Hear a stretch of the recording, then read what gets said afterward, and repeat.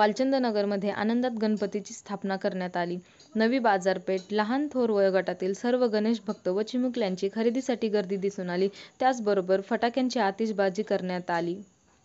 ज्येष्ठ नागरिक, गौराईंचे आगमन जवळ आल्याने खरेदीसाठी लगबग दिसून येत होती. वालचंदनगर आजूबाजूच्या गावातील गणेश भक्तांमुळे बाजारपेठ गजबजून गेली. यावर्षी मेघराजाने समाधानकारक हजेरी लावल्यामुळे शेतकरी वर्गातून आनंदाचे वातावरण दिसून येत होते.